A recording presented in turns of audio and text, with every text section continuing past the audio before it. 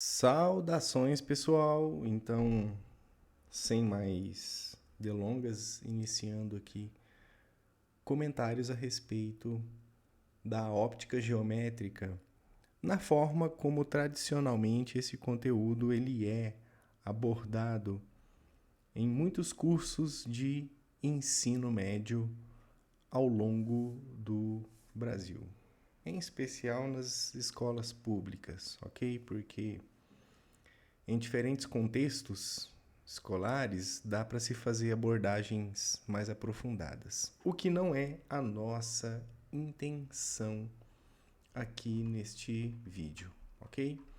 Estou seguindo então aqui o material da editora Moderna, já dando os devidos créditos.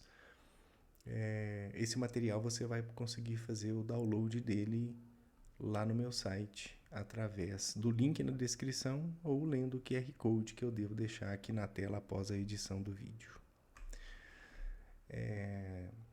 Começando então. A ótica geométrica estuda os fenômenos que ocorrem devido à propagação da luz. A luz é o agente físico que, ao atingir os nossos olhos, determina a sensação visual. A imagem do slide, ela vem exatamente na intenção de proporcionar uma contemplação a respeito do nosso principal agente físico luminoso, que é o Sol. É uma imagem bonita, a fonte de luz é o Sol, dá para ver aí feixes e mais feixes de raios de luz, e esse fenômeno total que nós contemplamos, que é a visão da paisagem, dos objetos e diversos outros fenômenos, todos eles são consequências deste agente chamado luz. Então, a ótica geométrica, o nosso foco é no estudo da luz, em como ela se propaga e em como ela vai interagir com alguns elementos da ótica. Corpos luminosos ou fontes de luz primária emitem luz própria.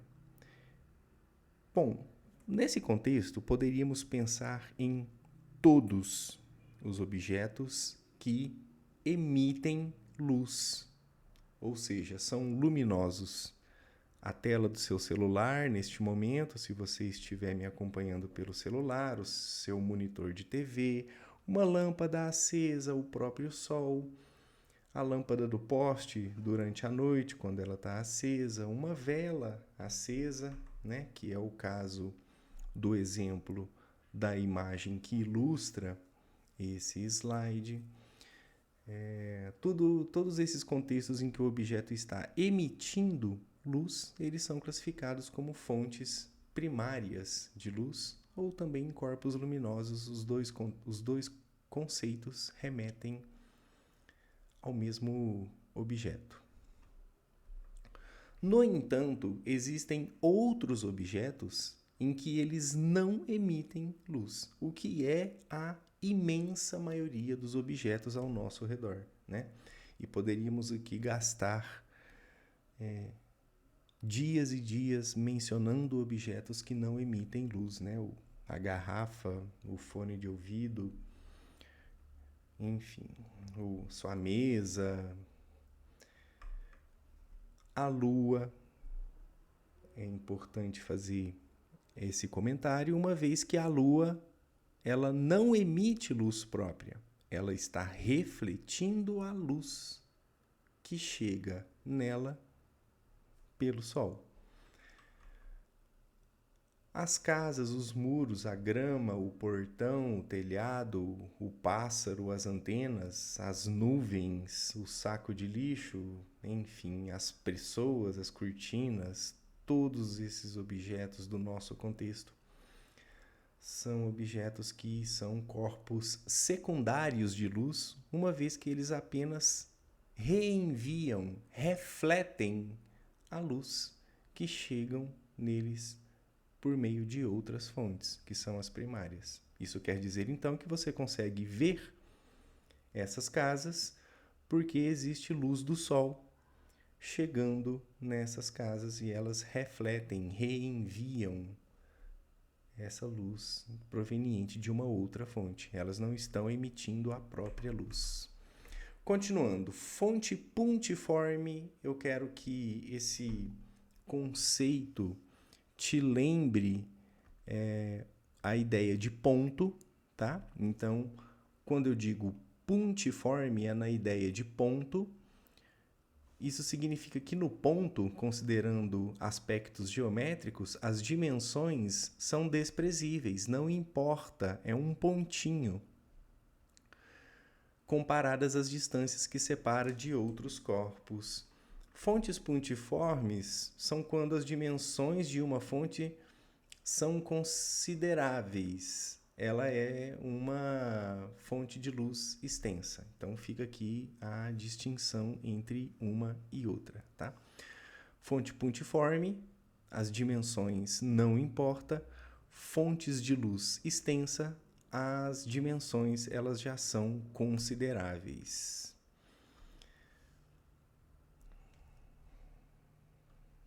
Exemplos, né? A Lua vista aqui da Terra, ela parece um ponto branco no céu. A mesma coisa para o Sol, né? Agora, quando você observa essa Lua por um telescópio ou por um binóculo, você já consegue observar características desse objeto, né? Como as planícies lunares, as suas manchas, né? As crateras que nela existem, e, portanto, esse corpo ele deixa de ser pontual para ser uma fonte de luz extensa, ok? Então, a distância é o conceito prioritário para poder distinguir uma fonte da outra.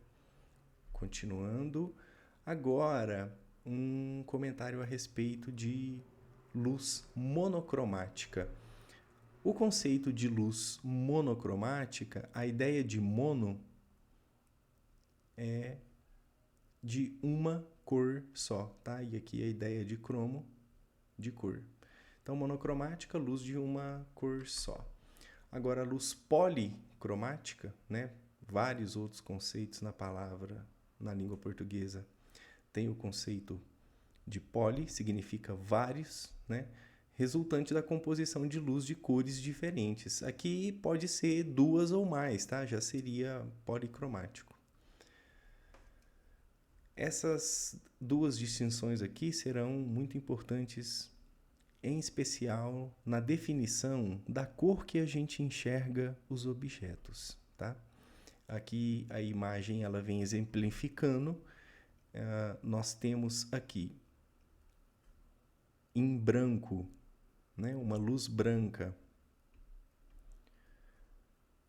chegando nesse elemento óptico aqui, que é um prisma, e quando a luz incide sobre as faces do prisma e acontece um fenômeno de refração e também de espalhamento, a gente consegue concluir que essa luz que é branca, na verdade, ela é composta por várias outras cores. Portanto, a luz branca, ela é uma luz policromática, uma vez que ela tem diversos componentes aos quais costumamos denominar, dentro da ótica geométrica, como uma luz que vai no espectro visível, passando pelo vermelho, pelo laranja.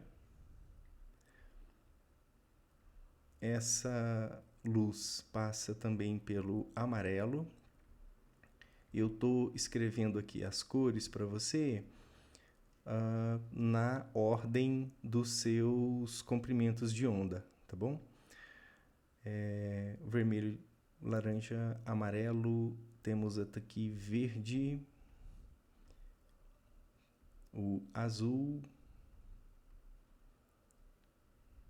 são 7, né? 1, 2, 3, 4, 5. O anil, e também, por último, o violeta, tá bom? Aqui a gente tem o maior comprimento de onda, aqui o menor comprimento de onda, tá bom? Caminhando daqui para cá.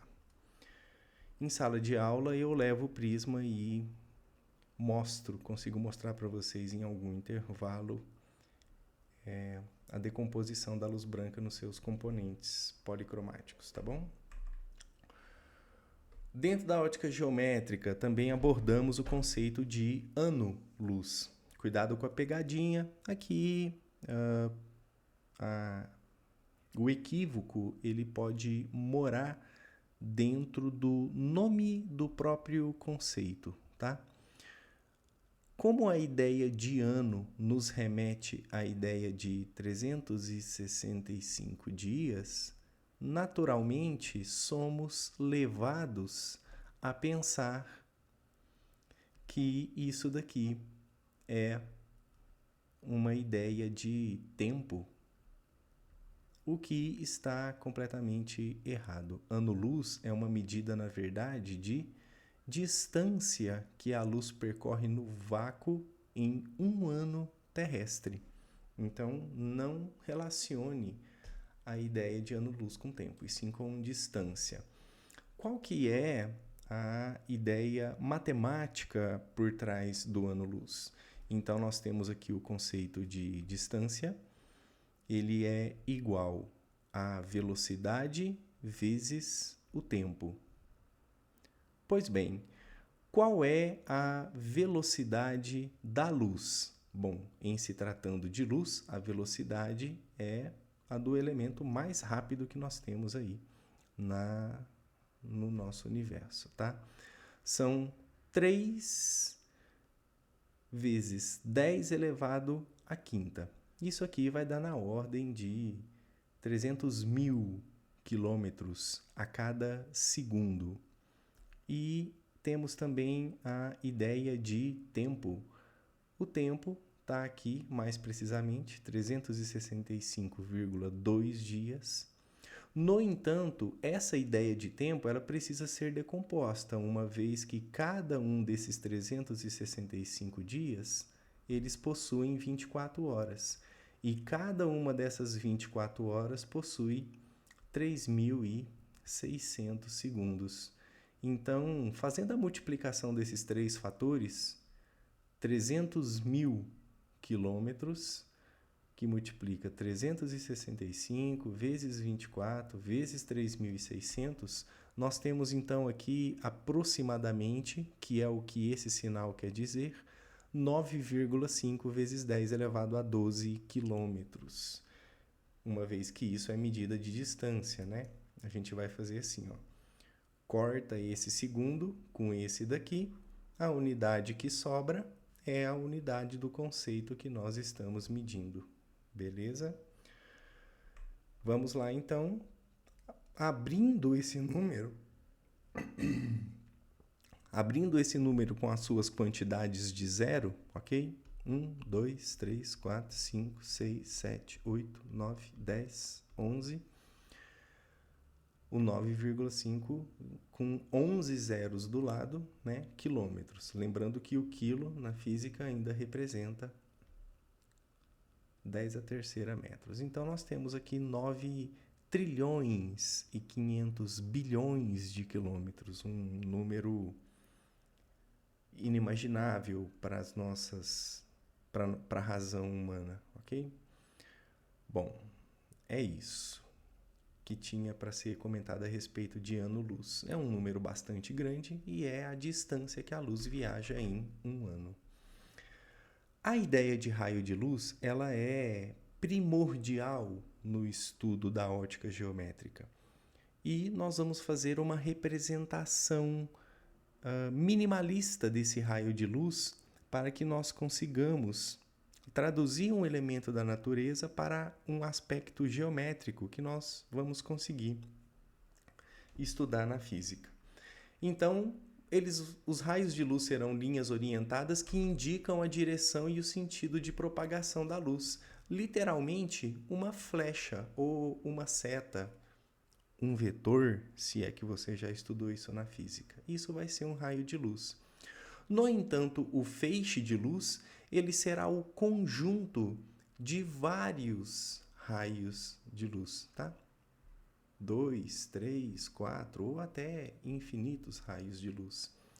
Esse feixe ele pode ter um formato cilíndrico, convergente. Convergente é quando esse feixe de luz ele converge para um determinado ponto. Divergente é quando esse feixe ele está se espalhando a partir de um determinado ponto. Futuramente, essa ideia de convergente e divergente, ela também vai coincidir com o nome de alguns tipos de lentes para corrigir defeitos da visão, ok? Bom, aqui a gente tem então, na mesma representação gráfica, os feixes de luz. Isso é um feixe de luz cilíndrico. Passando pela lente, esse feixe de luz que ela é cilíndrico, ele se converge para um determinado ponto. A partir deste ponto, esse feixe ele se torna divergente, ok? Depois nós vamos estudar. Esse F aqui vai acabar sendo a distância focal dessa lente, ok? Comentários de um futuro próximo aí. Vamos lá. Meios opacos, transparentes e translúcidos. A classificação desses três meios é com relação à quantidade de luz que consegue atravessar esse meio material. Então, aqui nós temos uma folha de papel, onde está escrito em vermelho física. No entanto, foi colocado em cima da folha de papel um outro obstáculo, um outro objeto que não permite com que a luz da sala onde estava esse papel atravesse para o outro lado, atingindo a folha. Então, nós vamos entender que esse meio ele é um meio opaco, uma vez que ele impossibilita que a luz atravesse o meio material, trazendo a informação luminosa daquele meio. Agora, nessa segunda imagem, é possível você entender que existe sim um meio material sobrepondo a folha branca. No entanto, esse meio material ele é completamente transparente, permitindo com que os raios de luz que estão incidindo no papel atravessem essa folha de papel, chegando até o nosso olho, trazendo a informação da completude da palavra física que está impressa lá no papel. O terceiro exemplo é um meio translúcido. Em cima da palavra física impressa no papel, foi colocado um outro meio material. Ele é como se fosse, se assim te ajuda a entender, um meio termo entre o opaco e o transparente. Ele deixa passar um pouco de luz, mas não deixa completamente, de forma que a luz que está saindo lá do papel com a informação do que está escrito, ela reflete difusamente e essa informação fica espalhada para todas as direções. Você tem a impressão, portanto, de que isso está um pouco borrado, pouco nítido. E esse meio translúcido tem exatamente essa propriedade de deixar passar um pouco a luminosidade, mas de forma difusa, borrada, sem a integridade da informação. Esse tipo de meio aqui, ele é muito comum naquele vidro chamado vidro canelado. Se você não souber o que é, acho que vale a pena pesquisar. São vidros utilizados em diversos contextos da arquitetura e da decoração do ambiente, né, para poder permitir com que a luz passe para o meio, mas não leve tanta informação assim, principalmente em armários ou em janelas. Esse vidro canelado ele vai se comportar então como um meio translúcido.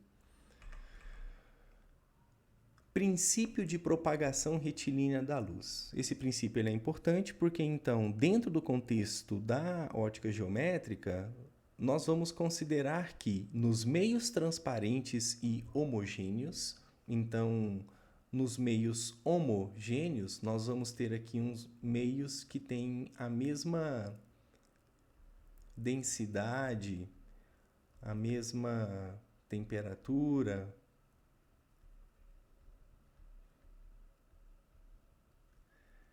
a mesma constituição físico-química, como o nosso ar, por exemplo, né? Ele é um meio homogêneo. A luz ela vai se propagar em linha reta.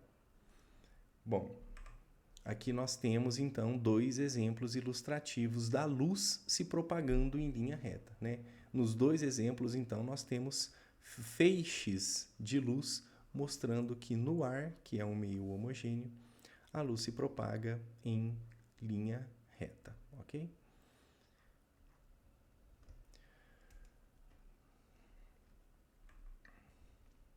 Falando sobre sombras e eclipse.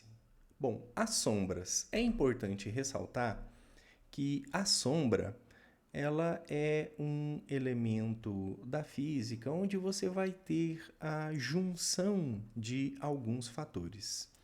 Primeiro, é importante para ter sombra que você tenha uma fonte primária de luz, ok? Nesse caso dessa imagem, a fonte primária de luz é o Sol. Perfeito. Segunda coisa importante para você obter a sombra é você ter um objeto opaco. Esse objeto opaco na imagem é a própria estátua. E o terceiro elemento importante é você ter um anteparo para que essa sombra ela possa ser projetada. O anteparo aqui nesse exemplo é a própria parede. Então, se você tirar qualquer um dos três elementos aqui, você não tem a sombra, ok? Aqui você tem, na sua direita, um segundo exemplo de sombra. No entanto, aqui a sombra ela está maior do que o próprio objeto. Então, a gente pode concluir que a distância que separa o objeto, o anteparo e a fonte influenciam no tamanho da sombra, ok? Mas não trataremos desse estudo aqui no momento, ok? É apenas uma constatação que é preciso fazer nesse momento, porque nem toda sombra é do mesmo tamanho. Falando sobre o eclipse do Sol. A palavra eclipse, esse conceito, significa fazer sumir, colocando em termos simples. Então, no eclipse do Sol, é fazer sumir o Sol. Pensemos, então, aqui na representação, que nós temos um observador aqui no nosso gigantesco Brasil. Bom, o planeta, então, enquanto ele vai girando, né? Tudo bem que o nosso planeta ele vai girar nesse sentido. Bom, em algum momento o nosso observador ele vai chegar na região do eclipse, tá? A região do eclipse, ela tem duas regiões. Uma região chamada de penumbra, né? Essa região é uma sombra mais clara, ou seja, tem a sombra, mas ainda assim tem um pouco de luz misturada, então não é uma sombra total a que nós vamos chamar posteriormente de umbra. E também a gente tem uma pequena região onde a gente tem o tal do eclipse total. Pois bem, quando esse observador chegar nessa região, é possível entender que, ao olhar para o céu, ele vai ter o Sol eclipsado, ou seja, para ele o Sol vai sumir. Por quê? Porque um objeto opaco entrou na frente da fonte de luz. Esse objeto opaco que entrou na frente da fonte de luz é a Lua, ok? Então a Lua tem a sua sombra projetada na Terra, fazendo o Sol ser eclipsado, fazendo o Sol, entre aspas, sumir momentaneamente. Esse é o contexto do eclipse do Sol. Já o eclipse da Lua, pois bem, a palavra eclipse é fazer sumir, então nós vamos fazer sumir a Lua. E para o mesmo observador, em uma determinada região aí do planeta, o que ele vai ter então é uma Lua que está sumindo. Nesse contexto, é a sombra da Terra que será projetada na Lua. Portanto, em um certo momento, quando esse observador olhar para o céu, a Lua que ele estava vendo iluminada pelo Sol, essa Lua entra numa região de sombra da Terra e, portanto, a Lua ela vai ser eclipsada. E essa sombra da Terra também tem uma região de penumbra, uma região mais fraca, e uma região de umbra, uma região que a sombra ela é mais intensa. É nesse contexto aqui em que nós temos as famosas luas de sangue, onde conseguimos entender que a atmosfera da Terra, ao entrar em contato com esses raios de luz, fazem um desvio da luz para a região da luz vermelha. E é exatamente isso que a Lua vai refletir de volta chegando aos nossos olhos, uma luz mais avermelhada, nos dando essa interpretação de lua de sangue, embora não haja nada que remeta a sangue, a não ser a própria cor. Câmara escura de orifício é uma caixa, simplesmente uma caixa, com um pequeno orifício, um pequeno buraco feito nessa caixa. Então, o que acontece nesse contexto? Quando você tem, então, nesse orifício, 2 raios de luz, raio 1 e raio 2, entrando por este orifício, no fundo da caixa você consegue obter uma projeção de uma imagem daquele objeto que está fora da caixa. Aqui, esse objeto, seja ele qual for, está representado por uma seta. Poderia ser um cachorro, uma flor, um prédio, uma casa, uma pessoa, enfim. Esse objeto reflete luz, essa luz se cruza na região do orifício e esses raios incidem no fundo da caixa, projetando ali não uma sombra, mas sim uma imagem real do objeto fora da caixa, ok? Esse experimento aqui, ele dá para fazer se você tiver uma caixa de papelão bem grande, como uma caixa de fogão. Você veda a caixa de uma maneira em que o fundo da caixa seja removido para que você possa entrar dentro da caixa, e aí coloca-se a caixa sobre você, você fica sentado aqui, né?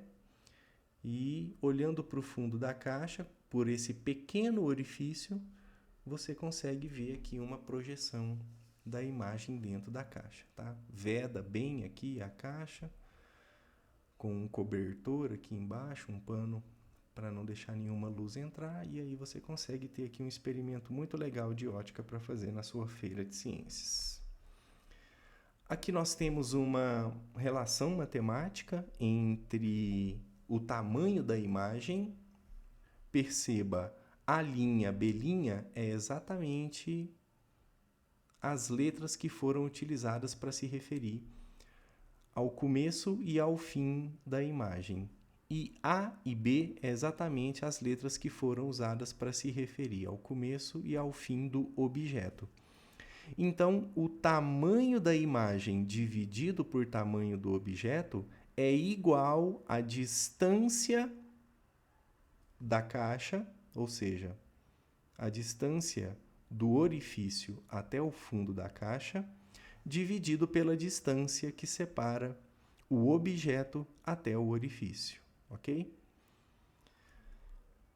Isso daqui seria, então, para nós o que a gente chamaria de uma proporção simples, né? Você, com a igualdade entre as duas frações aqui, multiplicaria cruzado. Então, eu poderia te dar, num contexto de exercício, o tamanho da imagem, por exemplo, 1 metro, o tamanho do objeto, 2 metros, e você vai ter que me dizer, por exemplo, qual é o tamanho da caixa, ou seja, a distância do fundo da caixa até o orifício, sabendo que a distância do objeto até o orifício seria de 5 metros, né? Bom, enfim, existem infinitos contextos em que esse exercício pode ser abordado. Eu estou colocando números aqui apenas para tentar traduzir para você em que contexto esse conceito da câmera escura poderia ser cobrado em um exercício. Continuando, aqui nós temos então já de fato uma câmera escura de orifício funcionando, a imagem projetada fica invertida. Aqui nós não estamos utilizando seta, e sim uma pessoa, ok? E a gente fica com os comentários por aqui. Agradeço a sua atenção. Qualquer dúvida, comentário, deixa aí o seu comentário no vídeo. Eu respondo o mais breve possível. Agradeço a sua atenção. O próximo vídeo é falando um pouco mais sobre o fenômeno da reflexão. Valeu!